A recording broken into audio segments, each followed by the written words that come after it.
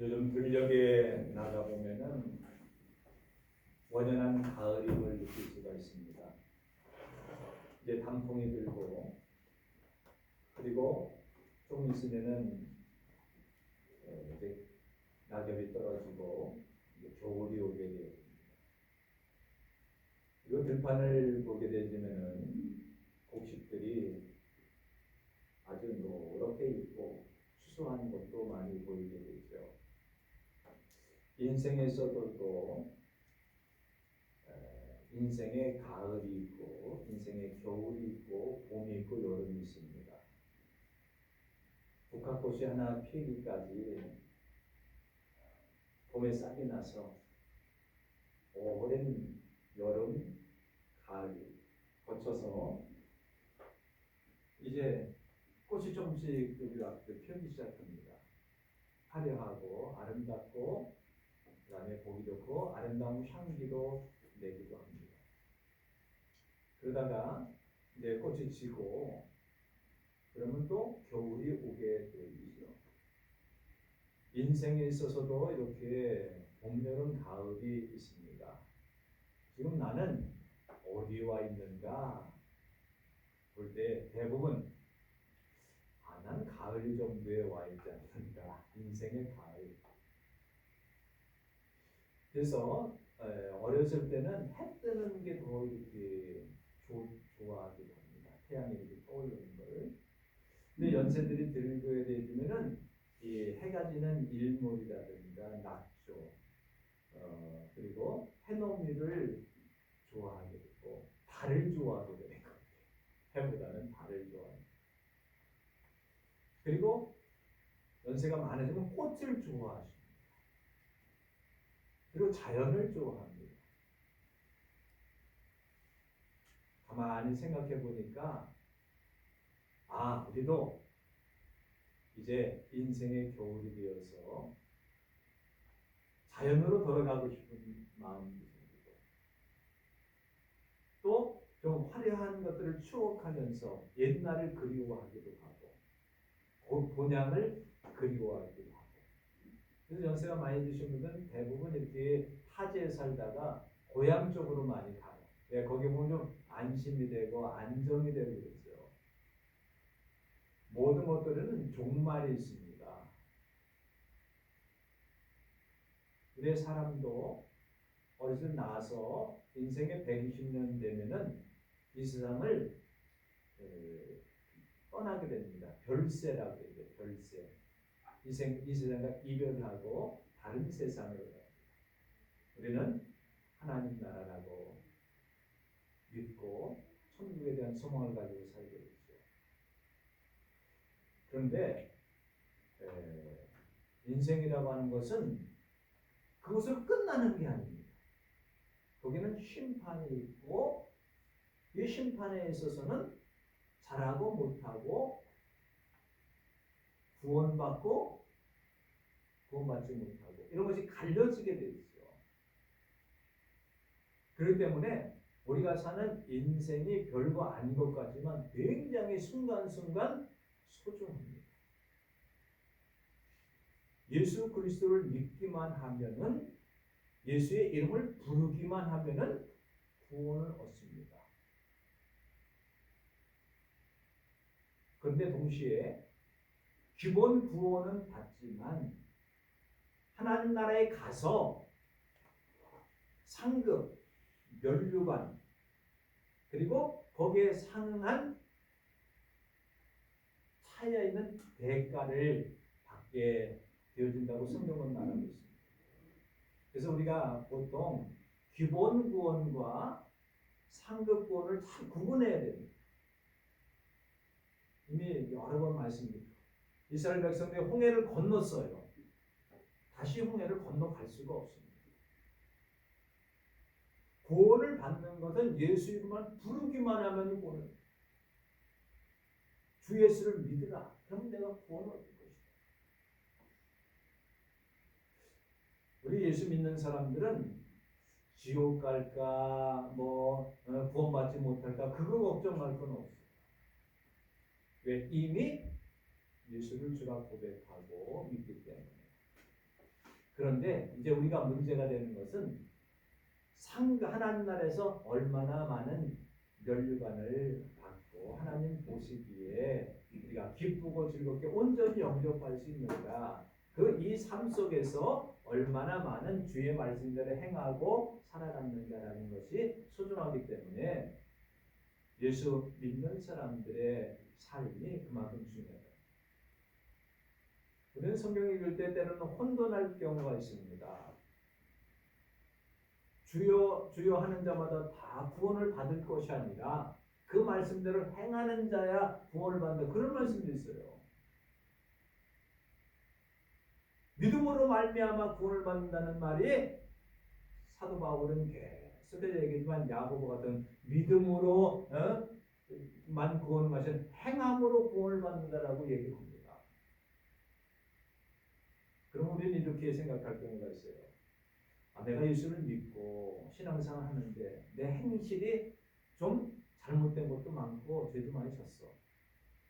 그럼 나는 어떻게 행하지 못했기 때문에 내가 천국 가지 않는 거 아닌가? 혼돈이 생겨요. 그거는 상급의 문제입니다. 성화의 문제입니다. 성결의 문제입니다. 그래서 우리는 예수 믿고 구원을 받은 사람들이에요.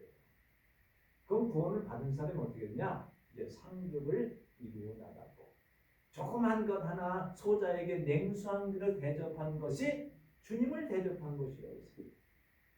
예수님께서 그렇게 말씀하셨고, 우리가 말 한마디 잘 다른 사람에게 기쁨을 준 것도 그것이 상으로 쌓여지는 것입니다.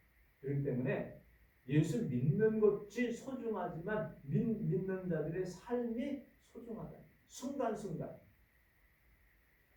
천년이 하루 같고 하루가 천년 같은 세대라고 그러잖아요. 우리가 짧은 이 120년을 살면서 내가 하나님 앞에 한 번 예배를 정성껏 드리는 이 시간이 하나님 나라에 가서 환산을 해보면 얼마나 많겠어요. 한 시간이 하루가 천년 같은데 한 시간을 됐으면 얼마나 많은 상급이 있겠어요. 우리 하나님의 드리는 물질도 그렇고 봉사하는 것도 그렇고 우리 입으로 말하는 것도 우리의 삶에 그것이 소중하다. 그래서 구원이라고 하는 것 속에는 공개히 뭐예요? 심판이라고 하는 것이 붙어 있어요. 붙어 있어요. 우리가 심판을 받아 죽을 것이로되 예수 그리스도께서 내 대신 죽어주심으로 심판을 면한 겁니다. 기본구원을 면한 거예요. 그래서 통과가 된 거예요. 오늘 성경에 보면은 하나님께서 이사야 선지자를 통하여서 에돔에 대한 심판, 에돔의 수도인 보스라에 대한 심판과 동시에 이스라엘 백성들의 구원에 대한 것들을 동시에 말씀하십니다. 오늘 성경에 보면 에돔에서 오는 이 누군가, 보스라에서 오는 이 누군가. 에돔이라고 하는 것은 에서의 후손들입니다. 에서의 후손들인데 이스라엘 백성은 너무나 많이 괴롭힌 민족들이에요. 그래서 내 말라기에 보면 하나님께서 야곱은 사랑하고 에서는 미워했다, 이런 말이 나오기도 합니다. 하나님을 차별하는 건 뭐야? 이럴 줄 몰라도 하나님께서 그렇게 말씀을 하셨어요. 그래서 미워하거든은 이 야곱이라 이 에돔이라고 하는 족속은 굉장히 이스라엘을 얼마나 괴롭혔는지 몰라요. 에돔이라고 하는 것은 불다라고 하는 말인데 예루살렘이 무너지려고 할 때 막 박수쳤던 사람이라고 하니까 그 민족이에요. 이스라엘 백성들이 괴롭힘을 당할 때에 너무나 좋아서 환호한 사람들, 환호한 족속들입니다.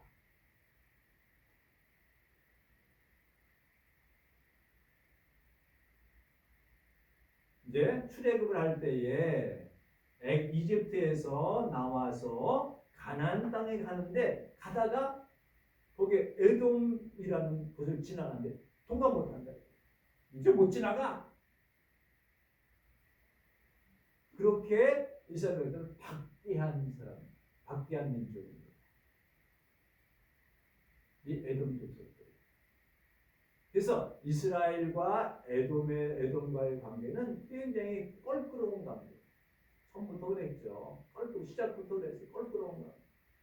껄끄럽기보다는 하나님께서 이 에돔 족속을 미워하실 정도로 굉장히 못된 일들을 너무나 많이 한 그러한 족속이 에돔 족속.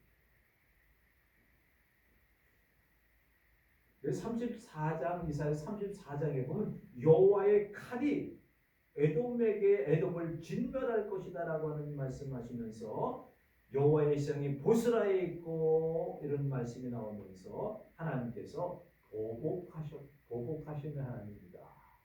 보복하시는 하나님입니다. 보복의 해가 이루어졌고 에돔을 보복하시면서 시온을 위하여서 거기에는 은혜를 베풀어 주신데 그 이스라엘 민족이 에돔을 향해서 너무나 못 살겠습니다. 저들이 괴롭힙니다. 막 이렇게 할 때 그것을 들어주시는 역할을 하나님께서 하셨다라고 하는 것이 이사야서 34장에 줄줄이 계속해서 나오면서 에돔에 대한 심판에 대한 말씀이 나오고 있습니다. 하나님은 공의로우신 분입니다. 지금 구원하시는 하나님 앞서서 심판하신 하나님, 공의로우신 하나님. 하나님은 공의로우신 분이십니다. 그냥 눈 감아주고 그냥 넘어가. 됐어. 그냥 없는 걸로 해. 이러시는 분이 아닙니다. 우리가 죄를 졌어요. 그냥 됐어. 넘어가. 내가 용서해 줄게. 이러시는 거는 용서해 줄게라는 게 아니라 당신께서 그 대가를 받으시고 치르신 다음에 해결하시는 것이지 그냥 말로 됐어 그냥 됐어 없는 걸로 쳐 이렇게 하시는 건 하나님은 공의로우신 분이에요. 이 공의라고 하는 말은 하나님께서만 의롭다는 뜻입니다. 광이라고 하는 것은 광이 크다라는 뜻이죠. 모든 사람에게 해당된다는 거예요. 에돔 사람이나 이스라엘 사람이나 오늘 현대 우리 살고 있는 모든 사람에게 해당됩니다. 근데 정의입니다. 정의에 대해서는 하우하박하지 않습니다. 하우하박이라는 말은 좀 어렵게 되는데 높은 사람들은 그냥 봐주고 낮은 사람들은 어렵게 만들고 이런 게 아니에요. 모든 사람들에다 동일한데 잣대에 적용이 되는 거예요. 정의라고 하는 거예요. 그래서 이렇게 수평적으로 이렇게 맞추는 거잖아요.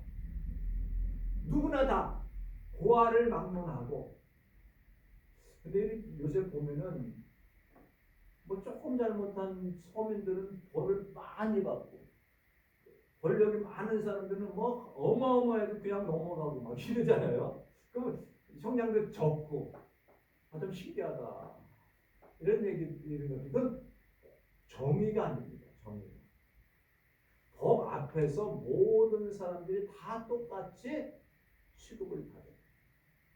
그러니까 하나님의 공의와 정의 오늘 성경에 보면은 그가 나이니 공의를 말하는 자요 구원의 능력을 가진다는데 이 공의라고 하는 것 그건 정의가 포함되어 있고 광의가 포함되어 있습니다. 하나님은 공의로우십니다. 그렇기 때문에 잘못된 것, 죄, 그 다음에 허물 이런 것들 그냥 넘어가진 않아요.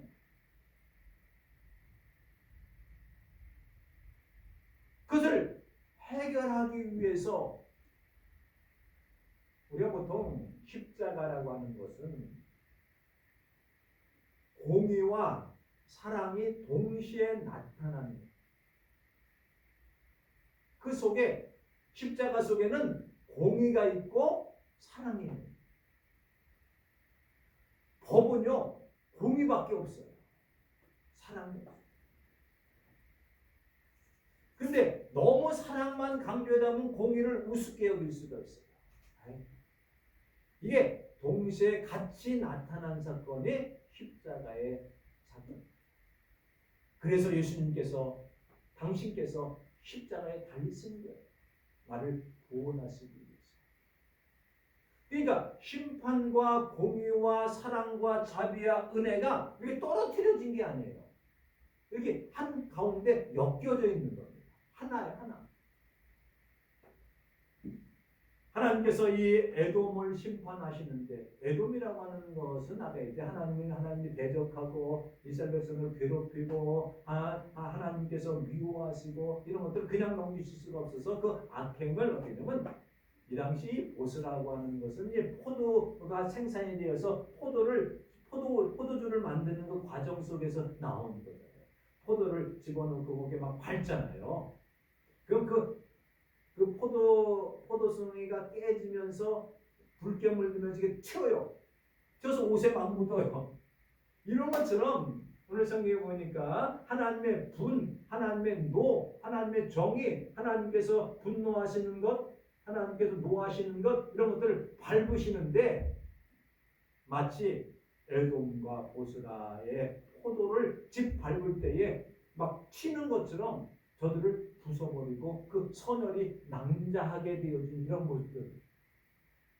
그러니까 이제 아침부터 이 심판에 대한 얘기하고 막 그렇죠.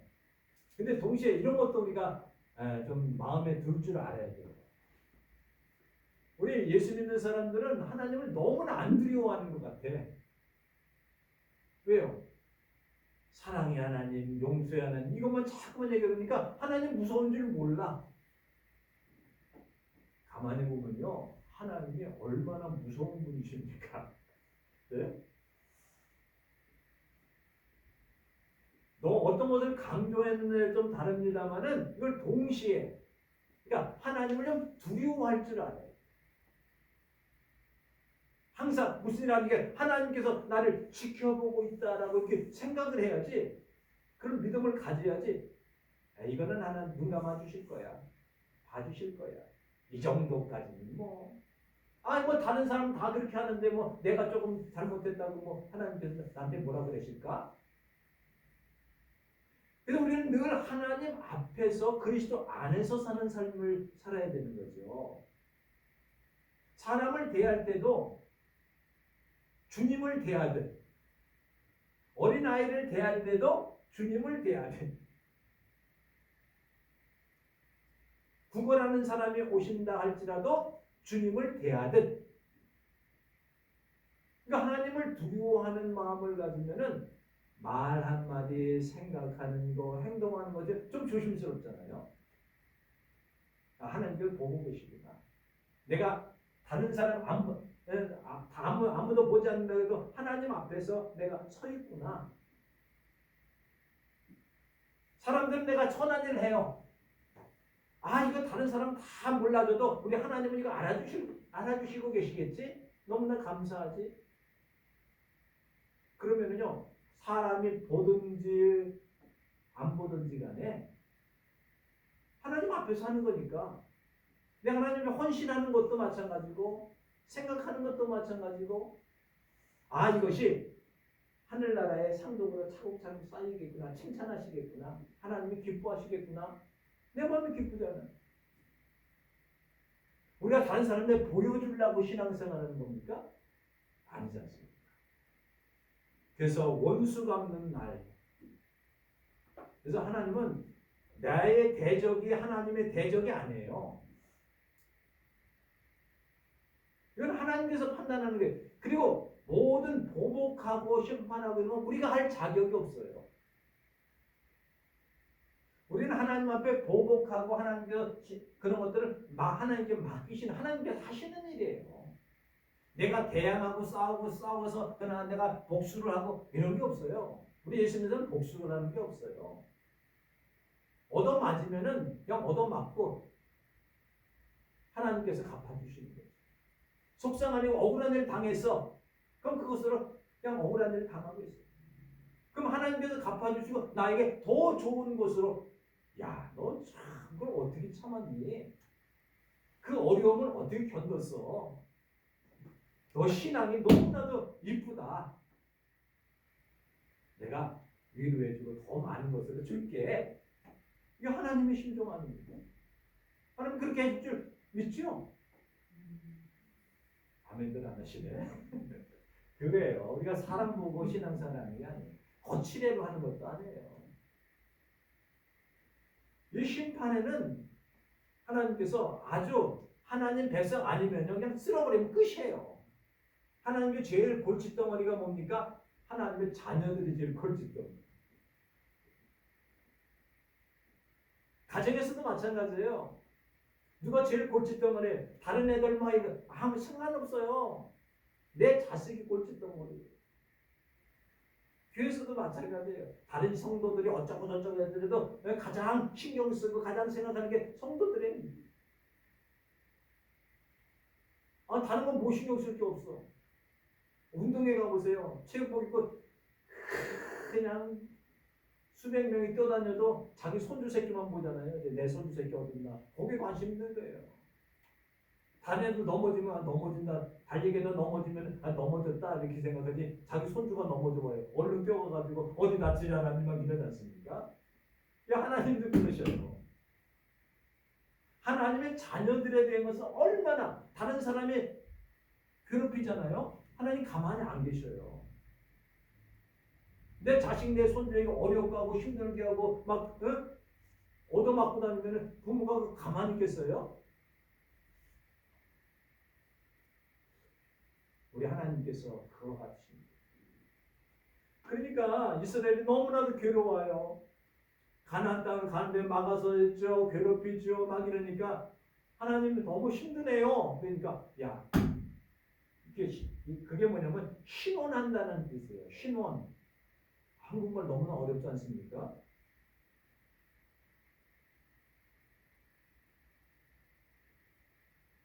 신원이라는 34장이라고 신원하는 해다. 그는 이 말씀을 우리가 하나님 앞에 얘기를 할 때 괴로움을 토로할 때 하나님께서 들어주시는 거예요. 우리 그러잖아요. 하나님 내 사정 아무도 모릅니다. 내가 어렵으나 힘듭니다. 하고 원망하고 신세 타령하는 것이 기도가 아니에요. 하나님께서 이미 알고 계시다. 그래서 하나님께서 그걸 듣고 계셔요. 그리고 결정적일 때에 그들을 심판하십니다. 동시에 하나님의 백성들을 구원해냈어요. 그곳에서. 그래서 오늘 성경에 보면은 이렇게 나오고 있어요. 이제 7절부터 14절까지 나와 있는 주로되는데 거기에 보면 1절부터 6절까지는 거기에 뭐예요?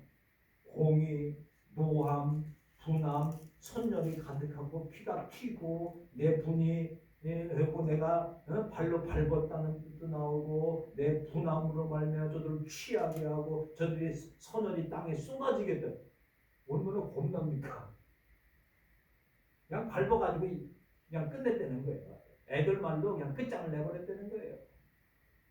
이런 내용이 나오는 동시에 하나님의 백성들에게서는 양면적으로 구원에 대한 말씀이 나오는데 거기에 보면 자비, 찬송, 사랑, 은총, 구원, 그 다음에 영광, 인도함, 그 다음에 편히 쉬게 함, 영화롭게 함. 대조적이잖아요. 하나님의 백성들을 그렇게 사랑하고 구원해냈습니다. 이스라엘 백성들이 잘해서, 우리가 잘나서, 우리가 행실이 옳아서 아닙니다.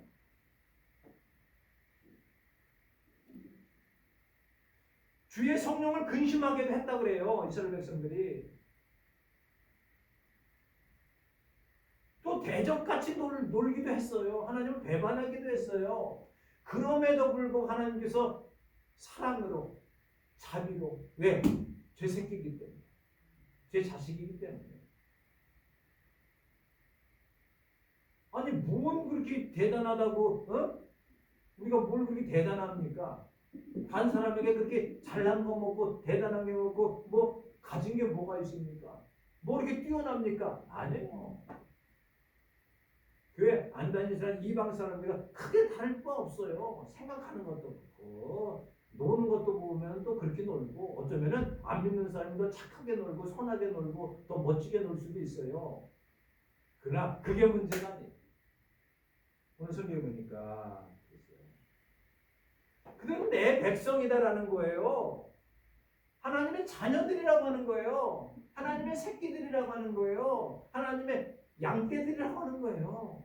목자가 양떼를 돌보고 구원하고 이끌고 편식게 하고 먹이고 입히고 치유하듯이 하나님께서 그의 양떼이기 때문에 그런 거예요. 다른 양떼 건드리지도 않아요. 자, 이렇게 툭 오면은 야, 왜 일로 와? 네 우리로 다른 데로 가. 이렇게 손을 밀면 끝이에요. 근데 오늘 성경 보면은 그들을 드시며 구원하면서 그들을 안으셨다는 거예요. 9절에 보면 그들을 안아주시는 거예요. 지금 우리 하나님께서 그들을 늘 안아주시고 계세요. 품어주고 계세요. 그게 뭐예요? 그리스도 안에 있게 돼요. 그 사랑 안에 있는 거예요. 도망갈래? 도망갈 수도 없어. 하나님께서 안고 계시는데 어디로 도망가려고 그래?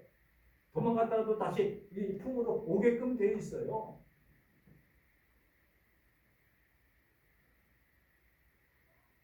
하나님께서 우리에게 은총을 베푸셨다. 이렇게 성경은 말하고 있습니다. 은총.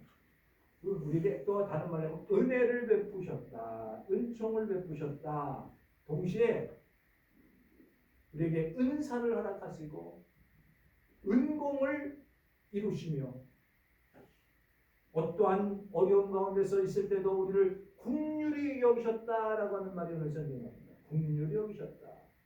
자비를 베푸셨다. 큰 은총을 말하였다. 너희들을 구원하겠다. 너를 사랑과 자비로 그들을 구원하시되 그들을 드시며 안으셨다.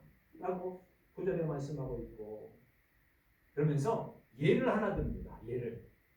예가 뭡니까? 모세 때에 백성과 양떼의 목자를 바다에서 올려야 계시니 그 하나님이시죠. 그가 지금 어디 계시냐? 이 말은 뭡니까? 지금 그 하나님께서 애굽에서 나와서 가나안 땅을 길목에 홍해를 진흙벌을 건너게 하신 그 하나님께서 지금 여기 계셔서 너희를 구원하고 계시다라고 하는 뜻이에요. 하나님의 영이 너희와 함께하고 너희들을 영원히 영광의 팔로 모세의 오른손을 이끄시며 그의 이름을 영원케 하사 그들 앞에서 물이 갈라지게 하셨듯이 하나님께서 골짜기로 내려가는 가축같이 너희를 쉬게 하셨다. 구원하시고 인도하시고 먹이시고 이스라엘 백성들을 구원의 그 품에 안으셔서 편히 쉬게 만드셨다라고 합니다. 그리고 주의 백성을 인도하사 이름을 영화롭게 하셨습니다. 영화롭게 하셨다. 이스라엘 백성들이 구원받는 과정을 보게 되었으면은 오늘날 우리의 예수 믿는 사람의 인생의 과정을도 그와 같습니다.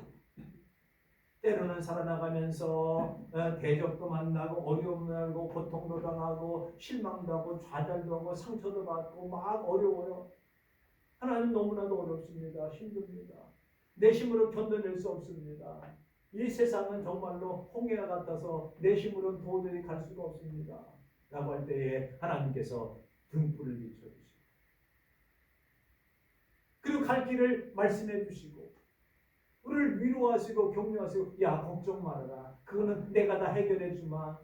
너는 나만 믿고 따라오라.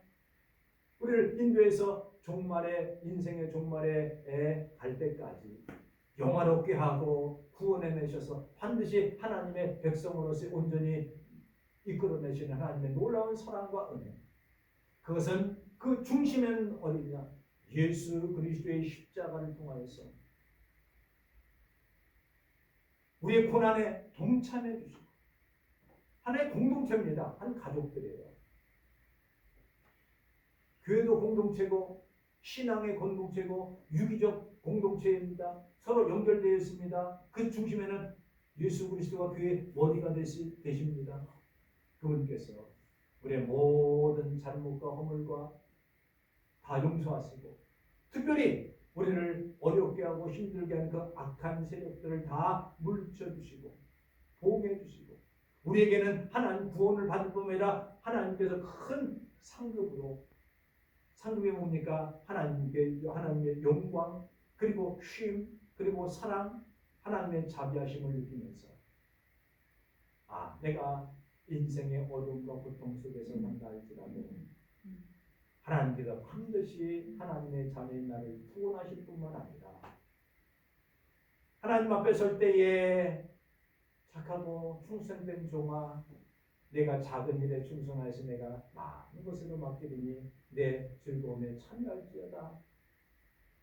주님께서 우리를 주님 앞에 설 때에 부끄러움 당하지 아니하도록 우리가 우리의 삶 속에서 우리의 현실 속에서 최선을 다해서 하나님의 말씀에 순종하고 따라나가는 복된 사랑하는 구원받은 성도들 되시기를 주님의 이름으로 축원합니다. 기도하시겠습니다. 하나님 아버지 은혜와 사랑을 감사드립니다. 하나님께서 에돔 보스라를 심판하시며 이스라엘을 구원해내시되 하나님의 자비하심과 공의로우심과 하나님의 은총과 은혜를 베푸셔서 사랑으로 하나님의 자녀들을 쉬게 하시고 구원해주시고 영화롭게 해주시는 구원하시는 하나님을 찬양하며 우리가 늘 기쁨과 감사한 가운데 한 주간 동안도 믿음 안에서 승리하게 하시옵소서. 주 예수 그리스도의 이름으로 기도드립니다.